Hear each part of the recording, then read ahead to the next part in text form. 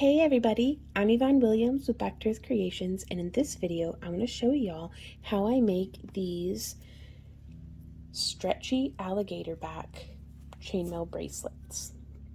So let's go ahead and get started. So the design that we're going to be making today is a stretchy alligator back, which is a combination of Half Persian 3-in-1 on the edges of a European 4-in-1 base.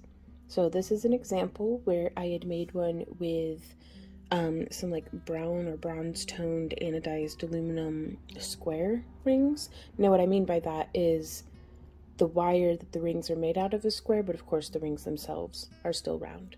And then along the edge I used just regular anodized aluminum in like a hematite color with the EPDM rubber rings. Now, the gauge that I'm working in, the size that I'm using is 16 gauge, 1/4 inch inner diameter. So the wire itself is 16 gauge, and that is standard wire gauge. I think it would, give it a Google if you want to know what the millimeter measurements and everything are. But it's 16 gauge, 1/4 inch. And if you get the kit that I have linked down in the video description, that is all of the ring sizes that I'm using typically in my tutorials are in this kit. And that's a really great starting point if you want to experiment with something or try something out without having to commit to a whole big bag of rings of that one particular size. But you can see it stretches really, really well. It's quite comfortable to wear, actually. I think that in this ring size it is a bit bulky, but to each their own. And I do have an example back here of the same weave done in a completely different wire gauge and aspect ratio. This is like 20 gauge 3/16, I think, done in nickel silver or German silver, which it is not silver, it's just that's what it's called on the Ring Lord. So check that out if you like that. But this is incorporating size 6 seed beads, and if you guys are interested in a tutorial on this, let me know down in the comments. So what we have set up here, and I do have a whole bunch of colors that we're using here, but that's mostly just for demonstrating which ring's going where. It's a lot easier to tell where the new ring is when it's a brand new color from the last one. But we have 42 units of the, oh, come on brain, we can do this. I've got 42 open rings set up over here, and to set it up as a unit, as my partner and I call it, my partner Randy and I, so a unit would be one open with 2 of the closed rubber rings on there. Now all the links for all the tools and materials are down in the video description, just so you guys know, as well as the ring sizes and stuff. So I'm just taking, I've got all of my rubber rings here. I'm using my bent nose pliers to pick up 2, plopping them on, pick up 2, plopping them on, pick up 2. Maybe it'll focus, probably not. We'll work on that. And pick up 2, plop them down. Now I'm going to leave the last ring bare. And for this to work, for it being stretchy, if you're just going to use a clasp like this bracelet over here, you don't have to worry about this. But if you want to make a closed loop stretchy bracelet like how we have here, you'll want your rings to be set up in like something that's divisible by 3. So that's why we have 42 on this one, because it gave us a nice clean repetition of our rainbow pattern, and it'll come out just a little bit bigger than this one. This one was 39 rings around. So we have our core rings, and then we'll need twice that in the rings that we're doing around the edge. So we have 42 and then 84 rings for doing the edging. And we're going to start by doing the European 4-in-1. Let me get the camera readjusted for you guys. So the way that I start this is I have one open ring with, and if you don't want to make this stretchy and have it with a clasp. All of the rubber rings would just be closed metal rings. So I have one open with 4 closed on it, and I am going to close this ring by bringing the ends together, and we want to make sure that there's no little gaps or little pokey bits. Now, whenever we're opening a ring to set all of this up, we'll take it like this and just open it up like that. You don't want to open the ring up like this, because you're going to make a brittle point right here, and it can oftentimes mess with the anodized coating on your rings anyhow. So we have, that's our one open with the 4 closed that we've closed, and now we're going to open it like a book or butterfly it, 2 rings to one side, 2 rings to the other. And I like for it to sit this way. Over at Aussie Mail, she calls it a mouse. That's the forehead, and those are the ears, and I think that's just a fantastic way of looking at it. So you want that little ring like that, though you can just as easily also weave it like this, but the angle that you come in will be a little bit different because we want to be mimicking the position of this first ring. So I like working front to back, so I'll be holding it like this, and then we will just take another open ring with 2 closed on it. If you don't like the closed being on there first, then you can just weave it through and then put your 2 closed rings on it and close.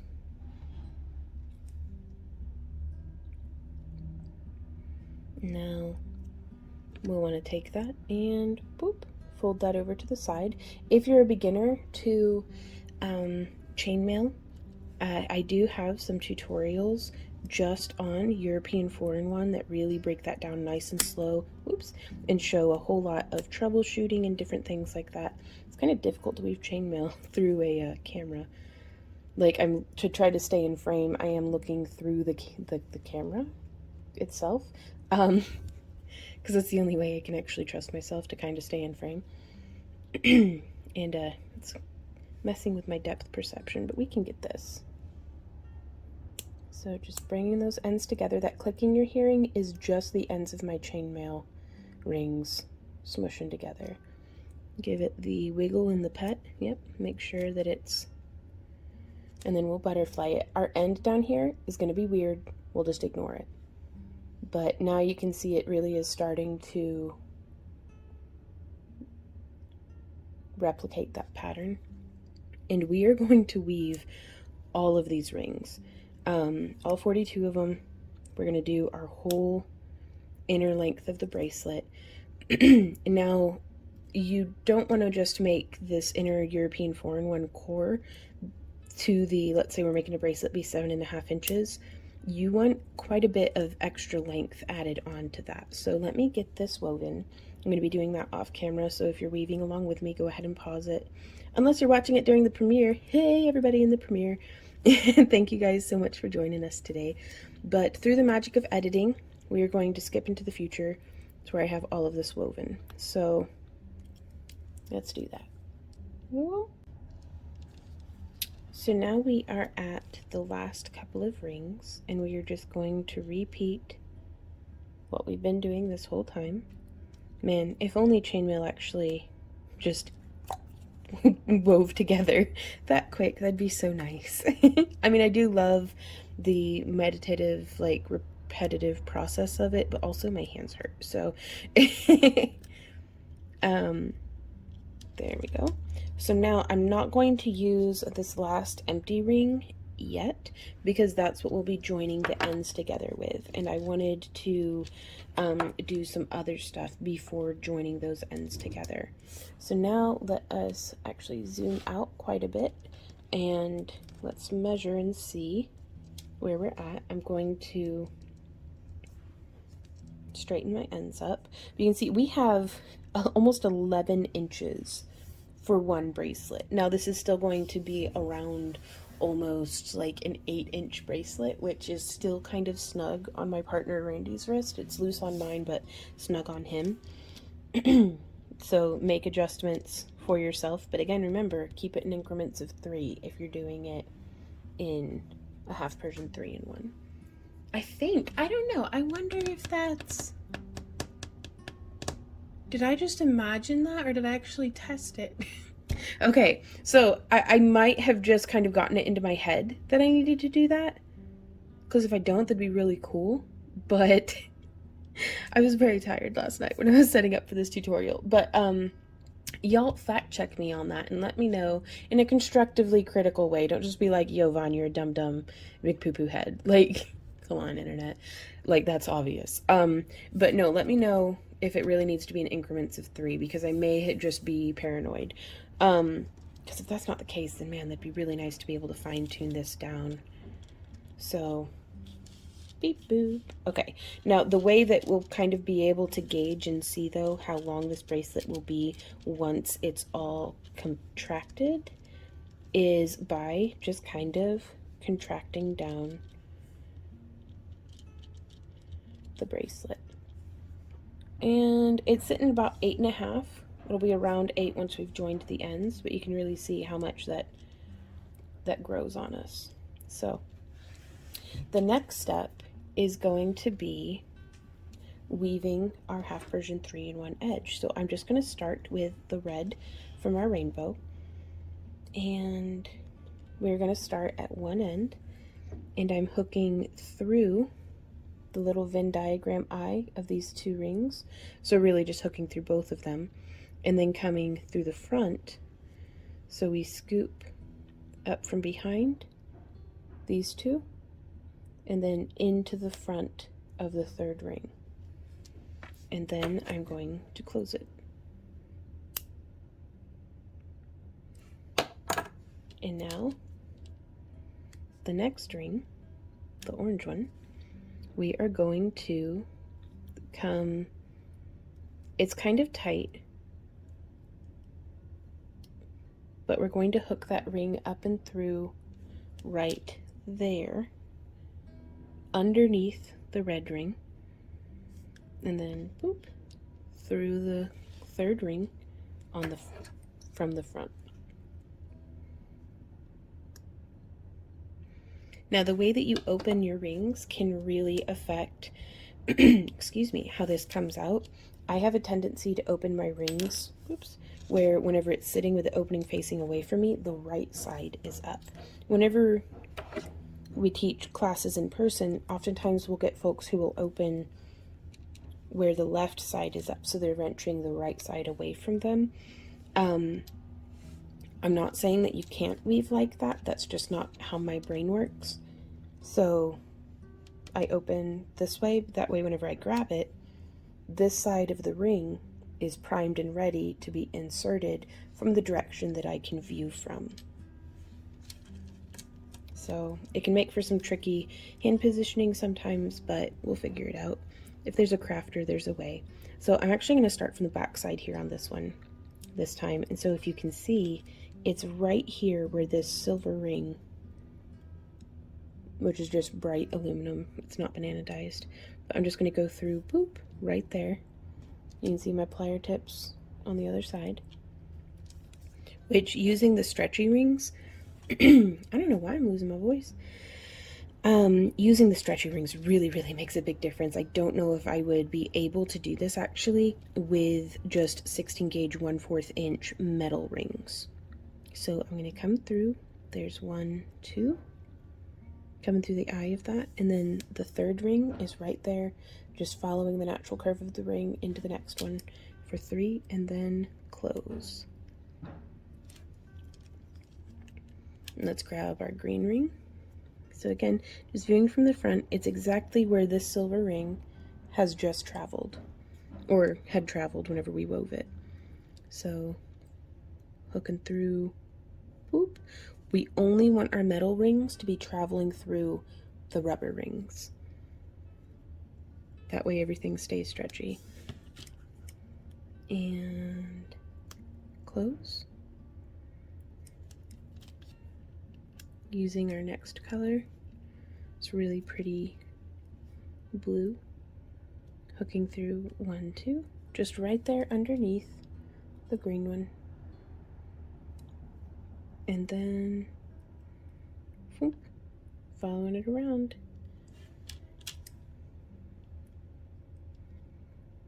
And close. Now let's do our dark blue. I just felt like doing rainbow stuff, so you could do this in any color scheme. I just find rainbow to be very, very useful whenever we're doing tutorials because it really lets you know what ring is where and where we just put the one that we just did. Not I mean rainbow, come on, it's beautiful. Who doesn't like rainbows? I haven't seen a rainbow in a while, like a genuine, like in the sky from the rainbow. The ones I make with the garden hose don't count, I feel like. Okay, so coming in with our purple and just hooking through those two. I just kind of smush it through with these rubber rings. It makes it really easy. I think we will do a separate tutorial on adding the beads with the solid metal rings like how I showed you guys earlier, though I highly, highly recommend checking out Aussie's mail tutorial on this. She has a really great, she shows all the different different aspect ratios and ring sizes that she uses and how those come out, and so it's really, really, really nice. But I mostly am making this tutorial for showing how to join the ends of a stretchy version of this weave. So now let's go to the other side, and we want to, because we would just continue this all the way down and then come to the other side where I'm going to take a red ring, and we want to be mirroring what's happening over here. So let us, how would we do this? Would we come up and then go through those two? So again, we have our 3 rings that we're looking at, and I'm going to come up through this one from behind and then go through the eye on those 2. Let's see if that works, because I always get it a little bit weird at the beginning, but we'll figure it out. So now I'm going to come up and through just that one, and then coming again between these silver rings and that red ring through the eye of those 2. So you can kind of see there on the back. So I'm only hooking through 3 rubber. And let's go ahead and close that. And here you can see it's starting to mirror. It's going to take a few more rings before that becomes very evident, but we'll just come through here. And you could also, instead of hooking through here first, if you don't want to be functioning on the back side whenever you're closing, we could just kind of lift with our thumbnail, insert this ring through. So right now it's only hooked through those 2, boop and boop, if you can see in there. And then from here we would continue around, making sure we're hooking onto that 3rd ring. This is not my favorite way, but my least favorite way might be the way that works best for you, and that does not make it any less good or effective or anything. It's just the journey on how we get there. If you're getting this and you're happy and your hands don't hurt too bad, then you're doing it very, very right. So again, I'm going to come through, boop, a ring that doesn't have any colorful rings through it yet. And then I'm going to come right underneath here between the silver and the yellow ring that we just added and kind of push through to the back. There we go. And close. And so now you can see how it is mirror imaging. I just want them traveling boom, boom, boom, instead of both of them being like parallel or something. So now we will continue weaving. So hooking through that one that doesn't have any other colorful rings, and we can actually really get in there and open that and see right where our ring needs to be traveling. Just hooking through.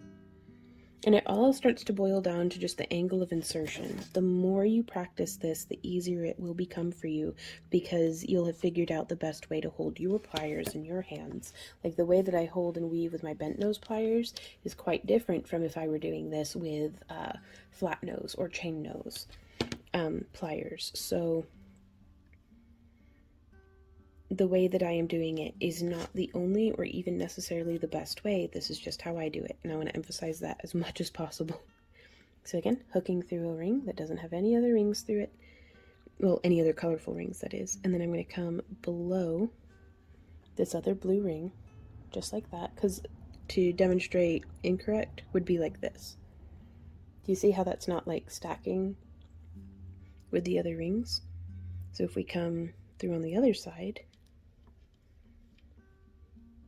you can see, hopefully, how that's starting to stack. I'm starting to feel like I should have used white rubber rings, because that would have maybe picked up on the camera better. I don't know. We'll figure it out. There's that. And now let's do our purple. So again, whoop, up from behind. Beep, beep. There we go. And then coming down through the eye of those two rubber, between the dark blue and the silver, and close. So now, through more of the same magic of editing, we are going to get this woven. Yeah, if only, if only it worked that fast. So here we are with our stretchy rubber chainmail that we've woven. And again, by making sure that we're only weaving the metal rings through rubber rings, that's what ensures that we get a nice consistent stretch. And now is time to join the ends together. I prefer weaving with it out long in a strip like this, but here at the end, when we're going to be joining ends, I do like to bring it all together. So we will take our open bright aluminum and hook through, following the pattern right there like that, and then we're going to come through and hook 1 and 2. So again, I recommend, before tackling this tutorial, like tackling this weave, I recommend you already have a pretty good working understanding of European 4-in-1 and Half Persian 3-in-1. So let's zoom back in. And so you can see here, whenever we bring the rings together, that we have our nice consistent weaving. And we're going to come through with our green rings and continue weaving this way. And I'm actually thinking, for one of our buddies, you know who you are, who's been having so much trouble with Half Persian 3-in-1, this may actually be the thing to try to really help you get Half Persian 3-in-1 joined. So I'm just coming through, continuing our weaving of color.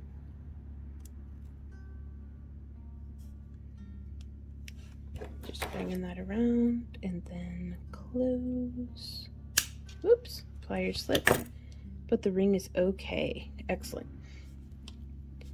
And now we can actually, I'm going to grab my purple rings. Well, that's going to cause some confusion though, isn't it? Well, okay, we'll just continue on the way that we were. I was going to start weaving from the other end back, but our two blues actually look pretty similar, so I didn't want to risk any confusion that way.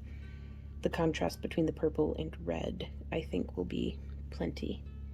So, inserting through there. And again, as a way of troubleshooting, you don't want your ring to be hooking through the metal ring at all. If it looks like that, just take the ring out. Sometimes setting it down, just stretching my hand, squishing my chainmail, and then we pick it up and we try again.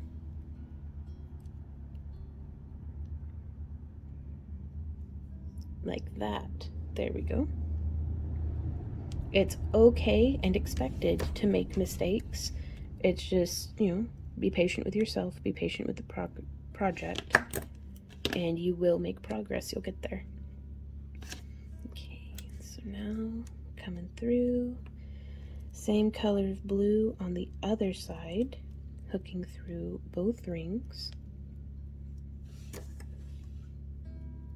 I also really recommend just keeping an eye on your closures as you go.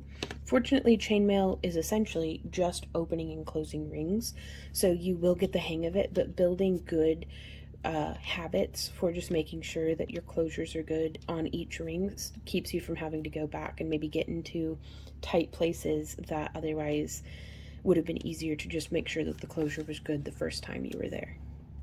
Okay, so now we're taking our dark blue. We are in the finishing stretch now. So dark blue, hooking through 1 and 2, then coming down from above on the third ring. And you can see this one has already been woven through on the red on the other side, but that's okay. And close. There we go. Now we're going to grab our blue ring.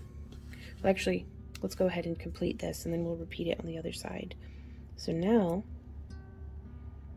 which sometimes there can be a little, let's see if we can get it. Yeah, if things get tangled like that, see how this blue ring is underneath there?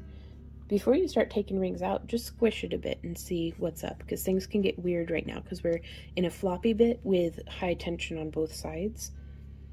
But we are going to hook this purple through the 2 rubber coming in from underneath the dark blue so that it's coming through right there. And then we're just going to hook through above the red on just that black rubber ring.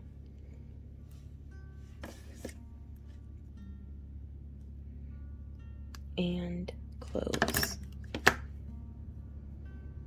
And again, it looks weird because this side isn't done, but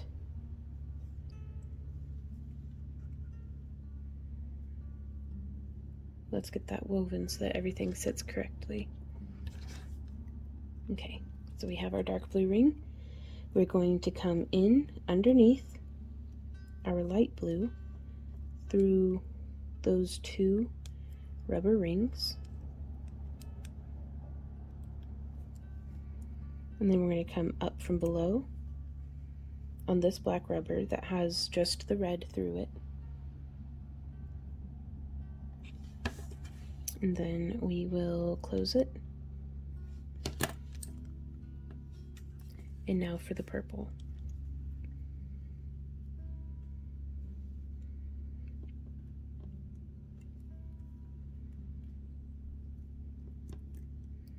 I'm going to hook through these 2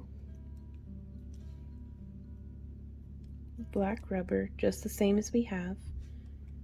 It's very tight now, but that's okay. And then right here through this black on top of the red.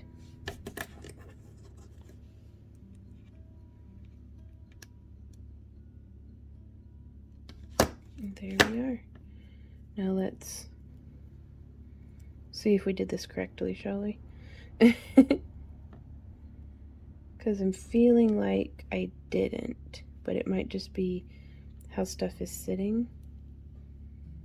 Because you kind of have to, let's see if stretching it out and just evening that tension through all the rings.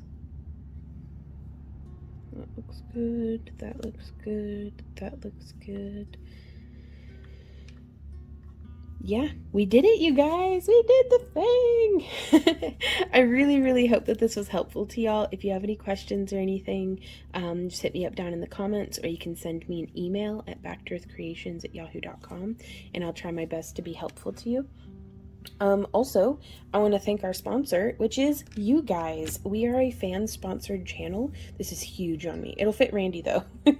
We're a fan-sponsored channel, so all of our free tutorials are made possible by you guys, just by watching and enjoying yourself, clicking that like button, tickle all the buttons, subscribing, and especially our Happy Crafter Club, which starts at just $1 a month, and we also have higher membership levels where you can get like booty boxes and digital download content and all sorts of different stuff. So if you guys want to check that out, be sure to visit the video description because all the links are down there. And yeah, So thank you guys so much for hanging out, and I will see y'all next time. This was really exciting. I do hope that this was helpful. I feel as though I may need to tackle it again with white rubber rings. That might make it a little bit more like visible, but again, just let me know. And yeah, until next time, you guys, happy crafting. Bye.